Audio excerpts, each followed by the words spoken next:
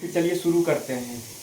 आज जो है कि आज से मेरा एक नया सेशन चालू होगा। इस सेशन के माध्यम से ऑब्जेक्टिव क्वेश्चन को आप लोगों के समक्ष रखा जाएगा और इतना आप यकीन मानिए कि ये सेशन आप लोगों के लिए बहुत ही ज़्यादा लाभदायक सिद्ध होने वाला है, क्योंकि इस सेशन में जितने भी इम्पोर्टेंट प्रीवियस ईयर के क्वेश्चन रहेंगे उसको जो है कि एकदम बारीक ढंग से डिस्क्राइब कराया जाएगा। ठीक है, तो चलिए फिर जो है कि क्वेश्चन को आज जो हम साइंस वाला पोर्शन उठाए हैं और साइंस से जितने भी इम्पोर्टेंट क्वेश्चन बन सकते हैं उसको लगातार सीरीज के माध्यम से चलाया जाएगा।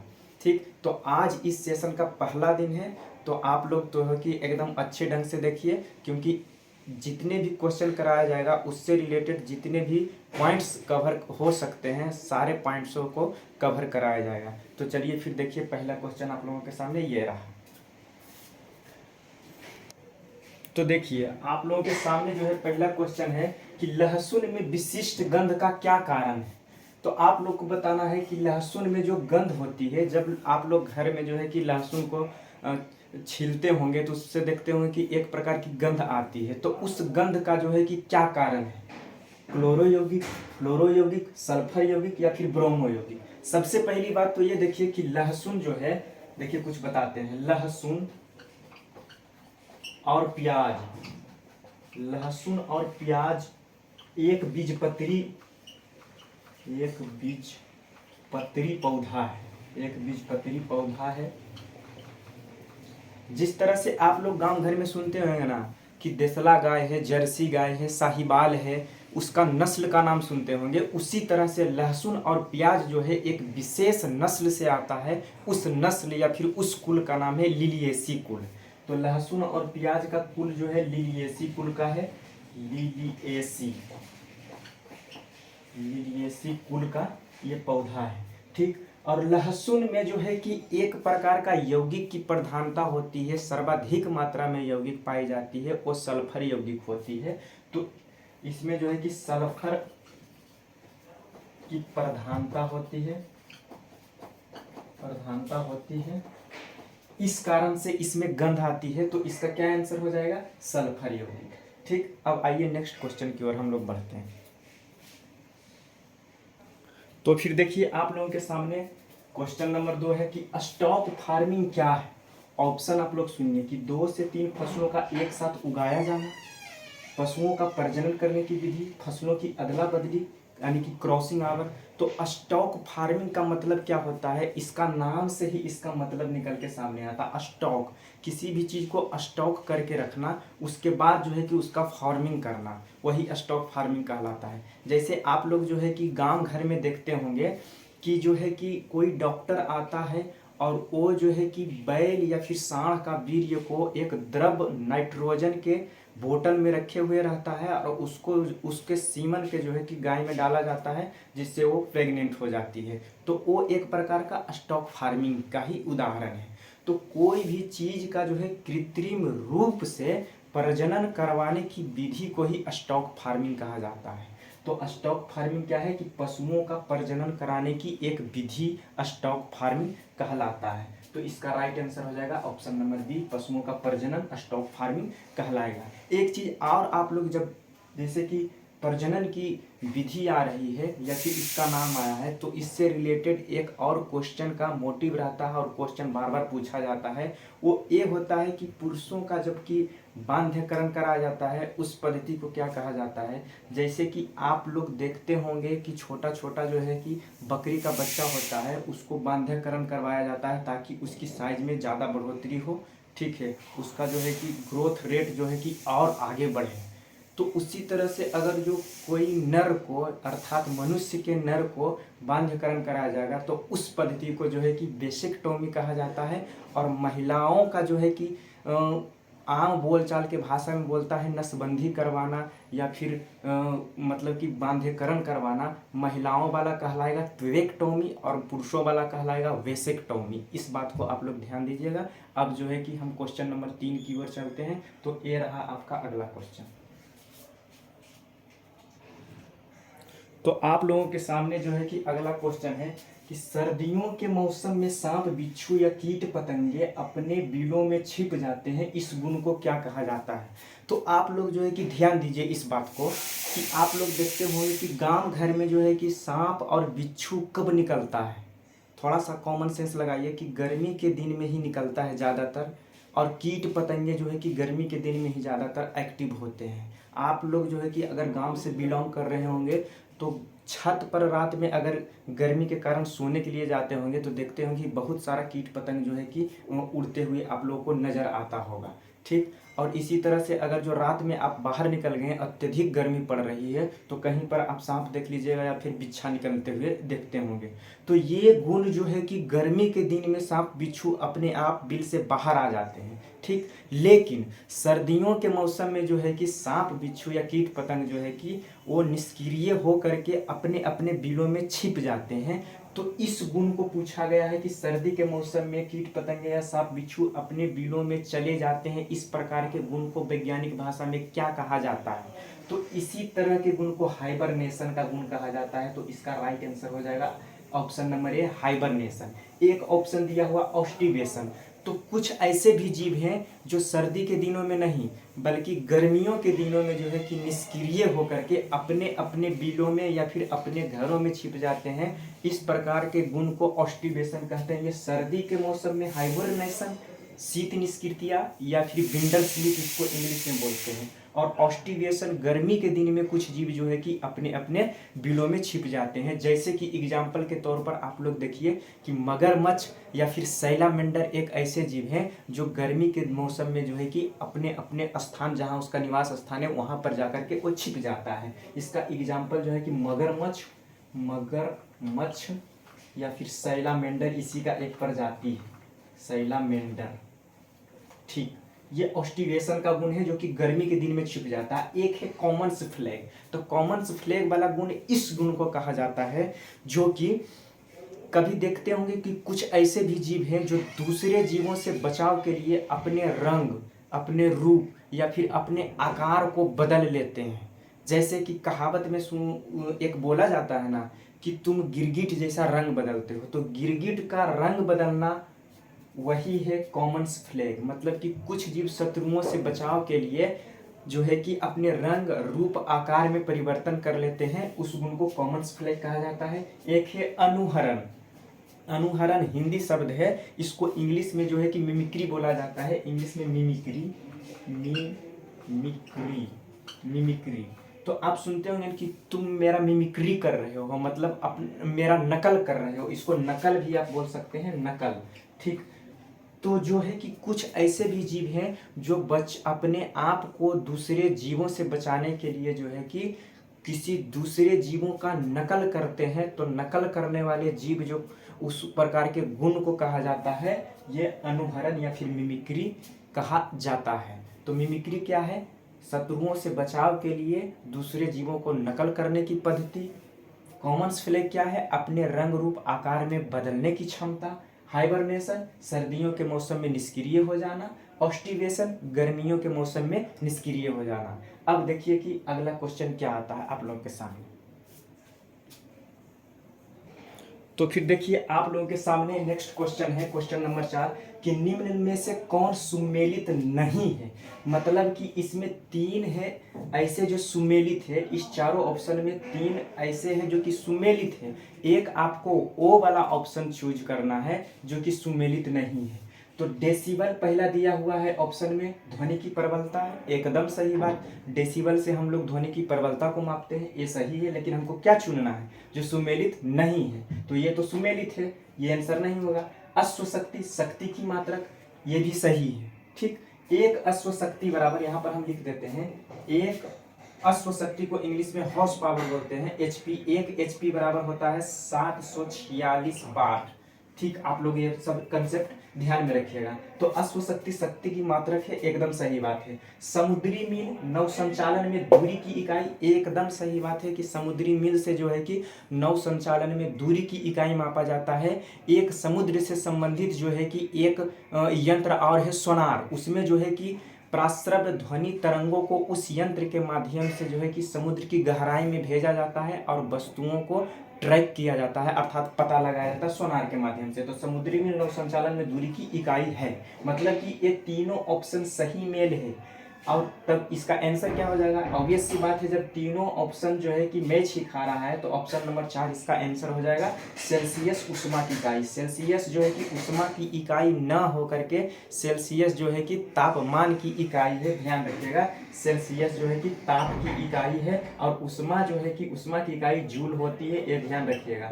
तापमान का टोटल 4 मात्रक होता है, एक होता है सेंटीग्रेड, एक होता है केल्विन, एक होता है फ़ारेनहाइट, एक होता है रोमर। अगर इस चारों में जो है कि इक्वेशन बैठाया जाए, एक संबंध बनाया जाए, तो उस इक्वेशन को इस तरह से हम लोग देखते हैं कि C-0 इक्वल C-0/100 बराबर जो होता है K-273/100 बराबर होता है। उसके बाद एक आता है F-32/180 is equal to R-0/80।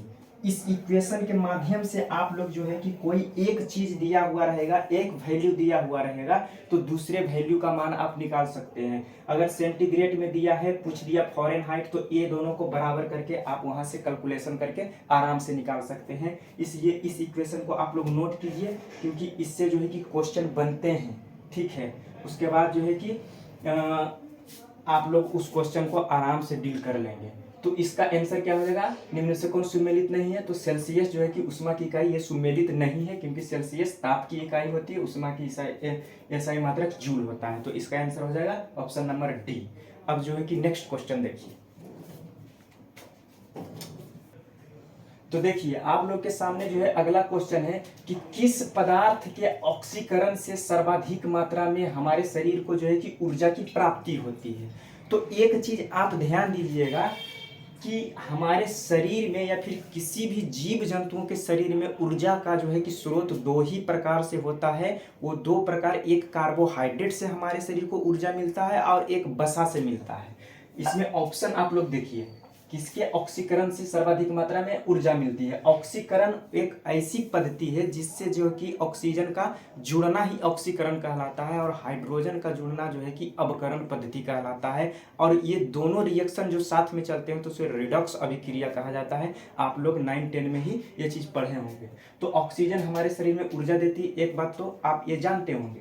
तो इसमें ऑप्शन देखिए, ऊर्जा किसमें मिलता है? Option number A protein. तो प्रोटीन जो है हमारे शरीर में कोई भी चीज का निर्माणकारी, मतलब कि हमारे शरीर में जो हार्मोन्स बन रहे हैं उसका निर्माण अगर जो कोई कर रहा है तो प्रोटीनों से होता है। तो प्रोटीन तो कार्य है शरीर में निर्माण करना, इसका कार्य है निर्माण करना, ठीक। उसके बाद कार्बोहाइड्रेट, कार्बोहाइड्रेट से भी ऊर्जा मिलती है, इसका काम है ऊर्जा देना, ठीक, ऊर्जा। लेकिन 1 ग्राम कार्बोहाइड्रेट के विघटन से 4.3 किलो कैलोरी ऊर्जा की प्राप्ति होती है। 4.3 किलो कैलोरी ऊर्जा, किलो कैलोरी एनर्जी जो है कि हमारे शरीर को 1 ग्राम कार्बोहाइड्रेट के विघटन से 4.3 किलो कैलोरी एनर्जी हमें प्राप्त होती है। लेकिन 1 ग्राम वसा के विघटन से इससे भी हमें ऊर्जा मिलती है। लेकिन हमको क्वेश्चन में क्या पूछा गया कि सर्वाधिक मात्रा में, इसको की पॉइंट को पकड़िए।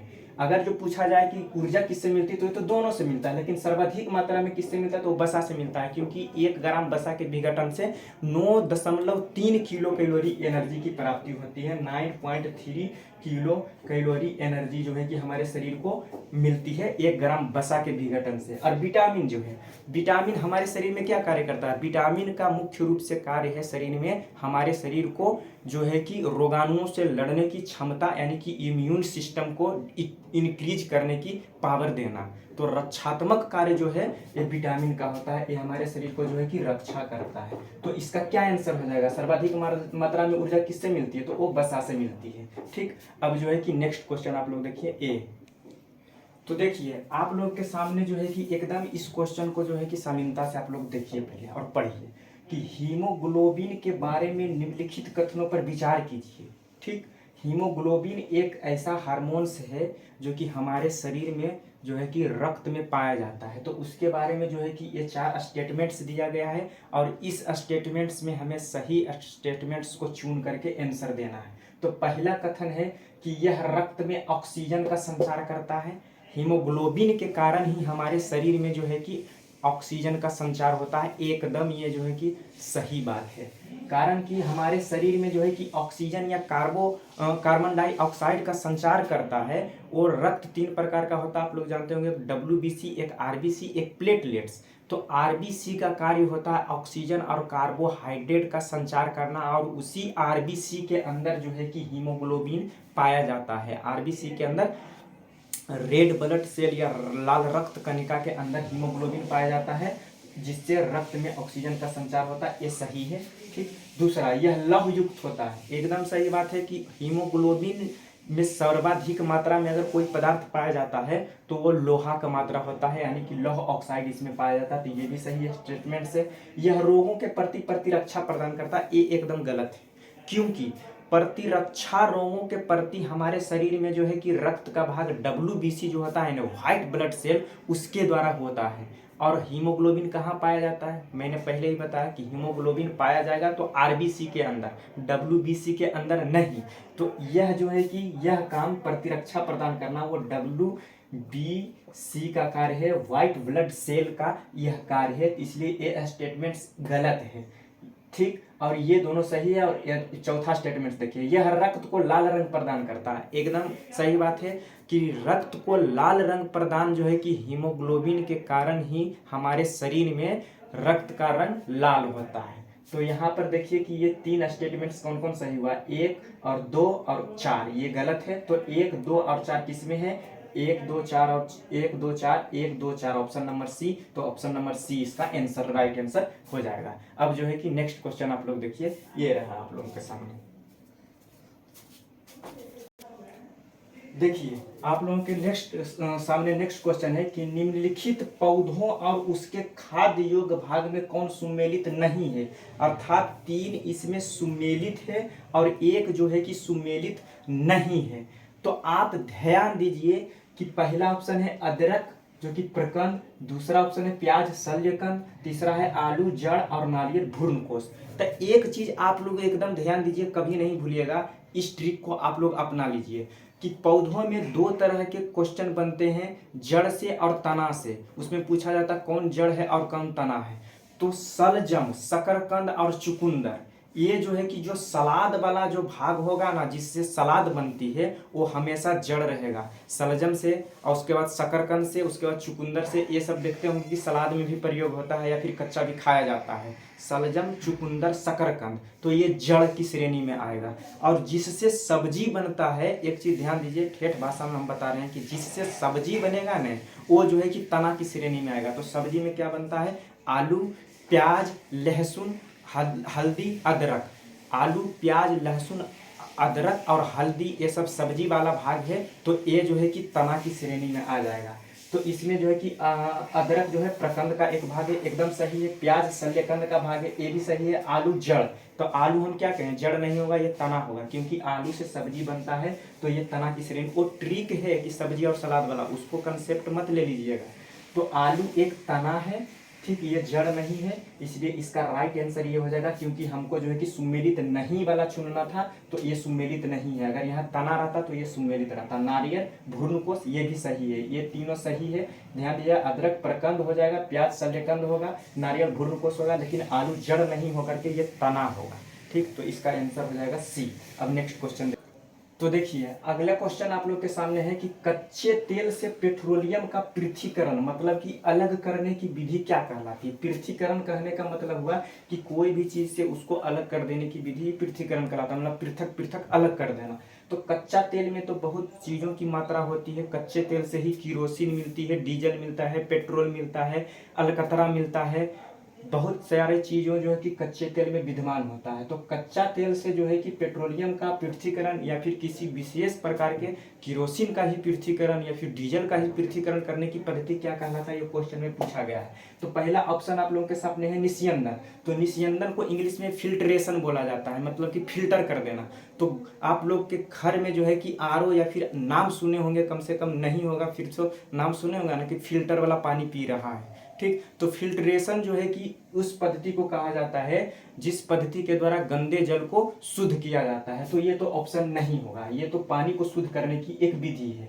आसवन विधि के द्वारा जो है कि आसवन विधि के द्वारा एल्कोहल अर्थात जिसमें जो है कि शराब की मात्रा, बियर की मात्रा जिसमें देखते होंगे उसमें अल्कोहल की मात्रा भी विद्यमान होती है। तो अल्कोहल निर्माण या फिर साबुन वाला निर्माण जो होता है या फिर अपमार्जक निर्माण में जो है कि इस विधि का प्रयोग किया जाता है। किस विधि का? आसवन विधि के द्वारा जो है कि साबुन या फिर एल्कोहल फैक्ट्रियों में आसवन विधि के द्वारा उसको शुद्धिकरण किया जाता है। और आसवन विधि के द्वारा ही कच्चे तेलों का, पेट्रोलियम का जो है कि डीजल का, केरोसिन का अलग किया जाता है। तो इसका राइट आंसर हो जाएगा आसवन विधि। ठीक, एक है ऊर्ध्वपातन, इसको इंग्लिश में बोला जाता है सब्लिमेशन। तो ऊर्ध्वपातन कहने का मतलब हुआ कि एक वैसा विधि जिसके द्वारा जो है कि किसी भी ठोस को सीधे गैसीय माध्यम में बदल देने की विधि ऊर्ध्वपातन कहलाता है। ऊर्ध्वपातन क्या हम बताएं कि ठोस से जो है कि ठोस से डायरेक्ट जो है कि गैस, जैसे कि कपूर को आप देखते होंगे कि पूजा की थाली पर कपूर जो रखा जाता है, आप लोगों के घर में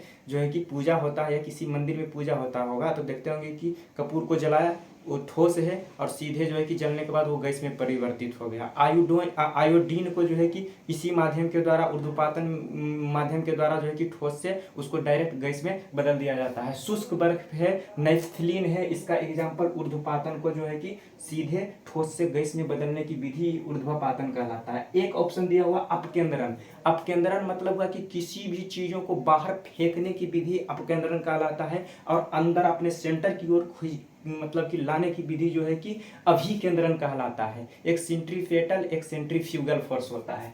तो अपकेंद्रण माध्यम के द्वारा ही जो है कि दूध से मक्खन या फिर डॉक्टर को देखते होंगे जब जाते होंगे तो रक्त परीक्षण मतलब कि ब्लड टेस्टिंग जरा कोई कहता नहीं कि खून जांच और पेशाब जांच मतलब कि मूत्र जांच में यही अपकेंद्रण विधि का ही प्रयोग किया जाता है। या फिर दूध को मठ करके जो है कि उसका मलाई को बाहर निकाल लेते हैं, जो कि देखते हैं मलाई बाहर आ रहा है तो बाहर निकालने की विधि अपकेंद्रण कहलाता है। तो अपकेंद्रण का कहाँ कहाँ प्रयोग होगा? एक होगा दूध से मक्खन निकालने में, रक्त या मूत्र परीक्षण में, हॉस्पिटल में इस विधि का प्रयोग किया जाता है। तो हमसे जो पूछा गया था उसका क्या आंसर हो जाएगा?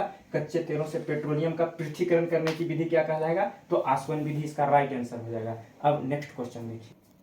तो देखिए आप लोगों के सामने नेक्स्ट क्वेश्चन नंबर 9 है कि खाने वाला सोडा, जिसको कि इंग्लिश में बेकिंग सोडा के नाम से जाना जाता है, तो खाने वाला सोडा या फिर बेकिंग सोडा का रासायनिक नाम क्या है? मतलब रसायन भाषा में खाने वाला सोडा को क्या बोला जाता है, ये पूछ रहा है। ठीक है, हम लोग थोड़े ना रासायनिक भाषा में जाकर के दुकानदार से बोलते हैं, हम लोग तो ठेठ भाषा में जाकर के बोलते हैं।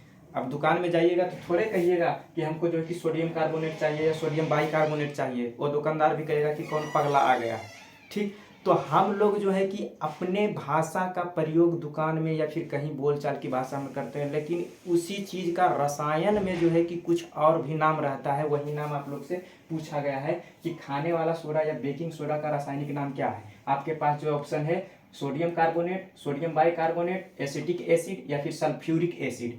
तो ऑप्शन नंबर ए क्या दिया हुआ? Sodium carbonate. तो सोडियम कार्बोनेट जो होता है उसको धोबन सोडा बोला जाता है, इसको धोने वाला सोडा बोला जाता है। ध्यान रखिएगा, धोने वाला सोडा, धोने वाला सोडा। और इसका रासायनिक नाम होता है Na2CO3 × 10H2O। इसका रासायनिक नाम तो हो गया, मतलब कि सोडियम कार्बोनेट धोने वाला सोडा का रासायनिक नाम है Na2CO3 × 10H2O। इसका जो है कि फॉर्मूला होता है। ये बात का आप लोग ध्यान रखिएगा। उसके बाद बी नंबर ऑप्शन है सोडियम बाइकार्बोनेट। तो सोडियम बाइकार्बोनेट को ही बेकिंग सोडा या फिर खाने वाला सोडा बोला जाता है। ये खाने वाला सोडा है, खाने वाला सोडा। इसको इस तरह से ध्यान रखिएगा कि बाई आ रहा है, नाम से पकड़ लीजिए, क्योंकि ऑप्शन में आप लोग कंफ्यूज कर जाइएगा। तो बाई, तो खाना बनाने वाला को क्या बोला जाता है ठेठ भाषा में? बाई। तो बाई जहाँ नाम में आ गया वो समझिए खाने वाला सोडा का नाम है, क्योंकि बाई का प्रयोग कहाँ होगा? जो कि काम करती है, घर में आकर के खाना बनाती है, उसके लिए हम लोग आम बोलचाल की भाषा में क्या बोलते हैं कि वो बाई है। तो बाई का मतलब जहाँ आ गया वहाँ समझ लीजिए कि वो खाने वाला सोडा का रासायनिक नाम है। तो खाने वाला सोडा का रासायनिक नाम सोडियम बाइकार्बोनेट हो जाएगा। इसका जो है कि रासायनिक सूत्र NaHCO3 होता है, NaHCO3। एक चीज ध्यान रखिएगा, धोने वाला में ज्यादा आएगा, Na2CO3 × 10H2O। ज्यादा कहने का मतलब ये बड़ा नाम है, और खाने वाला कम आएगा NaHCO3, क्योंकि स्टूडेंट को इन दोनों में कन्फ्यूजन होता है। सोडियम कार्बोनेट धोने वाला soda, sodium by carbonate, by से पकड़ लीजिए, ये जो है कि खाने वाला सोडा है NaHCO3। एक है एसिटिक एसिड, तो ये सिरका में पाया जाता है, सिरका में पाया जाता है, कारण कि AC, तो C से आ गया तो सिरका में पाया जाता है। इसका रासायनिक सूत्र होता है CH3COOH, CH3COOH। ठीक, एक है सल्फ्यूरिक एसिड, इसका जो है कि सूत्र होता है सल्फ्यूरिक एसिड का H2SO4। इसको जो है कि रसायनों का राजा बोला जाता है, सल्फ्यूरिक एसिड को रसायनों का राजा जो है कि सल्फ्यूरिक एसिड, जो कि बैटरियों में, कार की बैटरियों या घर की बैटरियों में इसका प्रयोग किया जाता है सल्फ्यूरिक एसिड को। तो खाने वाला सोडा का या फिर बेकिंग सोडा का रासायनिक नाम क्या हो जाएगा? तो ऑप्शन नंबर बी आपका राइट आंसर हो जाएगा, सोडियम बाइकार्बोनेट। तो बी मारिए, उसके बाद जो है कि उड़ जाइए। अब नेक्स्ट क्वेश्चन आप लोग के सामने ये रहा, देखिए। तो देखिए आप लोगों के सामने नेक्स्ट क्वेश्चन ये है, ध्यान से इस क्वेश्चन को देखिए कि निम्नलिखित कथनों पर विचार कीजिए। ये दो कथन आप लोग के सामने, दो स्टेटमेंट्स दिया गया है, इस स्टेटमेंट्स को पढ़िए, उसके बाद इसको एकदम बढ़िया से डिस्क्राइब करते हैं। पहला स्टेटमेंट्स दिया हुआ कि जी का मान पृथ्वी के सतह से ऊपर या नीचे जाने पर घटता है। एक ये जी का मान दिया हुआ, इस बात पर ध्यान दीजिएगा कि एक स्मॉल जी है, और दूसरा नंबर कथन जो है कि बड़ा वाला जी का मान हमेशा समान रहता है, एक बड़ा वाला जी एक छोटा वाला जी। तो जी क्या है, पहले ये चीज ध्यान दीजिए। इसको इंग्लिश में बोला जाता है ग्रेविटी ड्यू टू एक्सेलरेशन, गुरुत्वीय जनित त्वरण। तो ए जी का मान, छोटा वाला जी का मान जो है कि अलग अलग जगहों पर अलग अलग होता है, इस बात को आप लोग ध्यान दीजिए। हम अगर सतह पर है ना, तो या तो गहराई में चल जाएं, या फिर जो है कि सतह से हम ऊपर चल जाएं, तो ये जी का मान हमेशा घटेगा।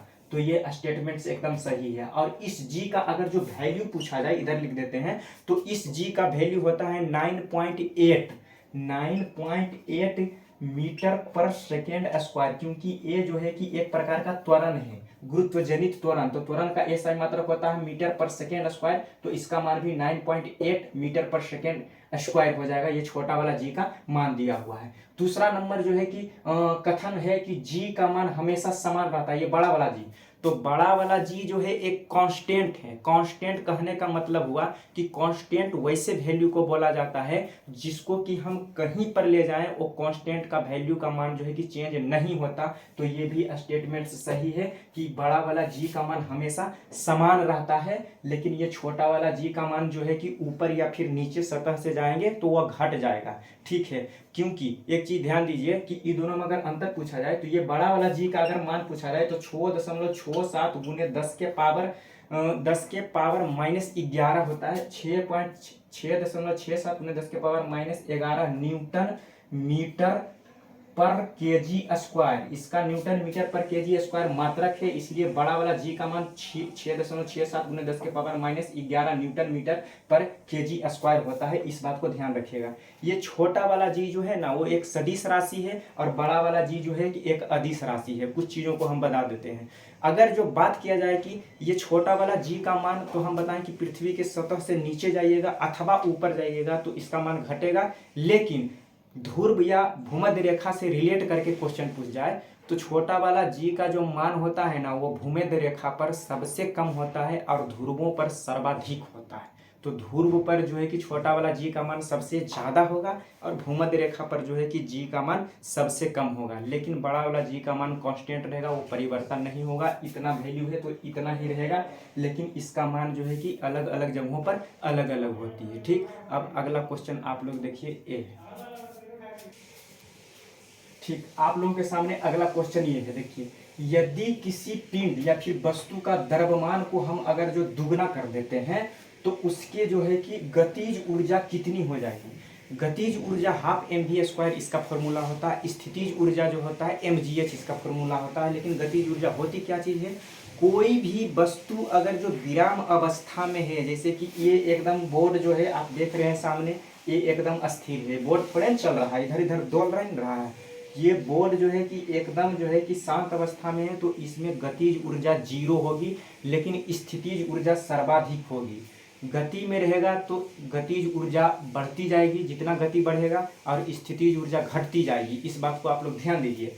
तो गतिज ऊर्जा गति के कारण उत्पन्न होती है, तो यही चीज क्वेश्चन में पूछा गया है कि कोई अगर जो वस्तु है, मान लीजिए ये जो है कि आधा केजी का है, आधा केजी का है, अब इसका वेट को हम 1 केजी कर देंगे, तो और इसको हम जैसे कि आधा केजी का है, इसको हम फेंकें तो ये चलने लगा, तो इसका वेट अगर जो हम आधा किलो से 1 किलो कर करके उतना ही दूर फेंकते हैं तो इसकी गतिज ऊर्जा में कितना बढ़ोतरी हो जाएगा। तो ऑप्शन सुनिए कि द्रव्यमान को अगर दुगना कर दिया जाए तो गतिज ऊर्जा कितना गुना बढ़ जाएगा। तो ऑप्शन ए है 4 गुना, ऑप्शन बी है 2 गुना, ऑप्शन सी है 1/4, ऑप्शन डी है अपरिवर्तित, मतलब कि कोई चेंज नहीं। तो एक चीज ध्यान दीजिए कि कोई भी पिंड का अगर जो द्रव्यमान को जितना गुना आप बढ़ाइएगा उसकी गतिज ऊर्जा उतना गुनी ही बढ़ेगी। अर्थात पिंड को अगर जो दुगना कर देंगे तो उसकी गतिज ऊर्जा भी दोगुनी हो जाएगी। लेकिन एक चीज और ध्यान दीजिए कि अगर जो कोई गतिमान पिंड है, मान लीजिए कि पहले से ही कुछ चल रहा है, ठीक,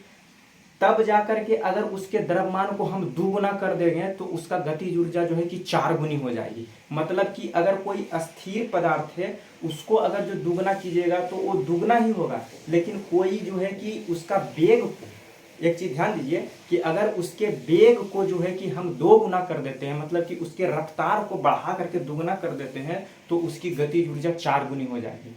मतलब कि द्रव्यमान को दुगना करेंगे तो गतिज ऊर्जा जो है कि 2 ही गुना रहेगी। ध्यान दीजिएगा कि द्रव्यमान को दुगना करते हैं तो गतिज ऊर्जा जो है कि दुगना ही रहेगी, लेकिन उसके रफ्तार को अर्थात वेग को जो है कि दुगना करिएगा तो उसकी गतिज ऊर्जा जो है कि 4 गुना हो जाएगा। वेग जो है कि अगर जो 2 गुना बढ़ा देंगे तो इसका जो है कि गतिज ऊर्जा जो है कि ये 4 गुना बढ़ जाएगा। और अगर जो वेग को घटा करके आधा कर देते हैं तो उसका गतिज ऊर्जा जो है कि 1/4 रह जाएगी। इस बात को आप लोग ध्यान दीजिए, वेग को दुगना, गतिज ऊर्जा 4 गुना, वेग को आधा, तो उसका जो है कि गतिज ऊर्जा जो है कि 1/4 रह जाएगी। लेकिन द्रव्यमान को दुगना करते हैं तो उसका गतिज ऊर्जा भी दुगनी हो जाती है। ठीक है, अब नेक्स्ट क्वेश्चन देखिए। ए आप लोग के सामने जो है कि नेक्स्ट क्वेश्चन ये है कि पॉजिट्रॉन की खोज किसने की थी।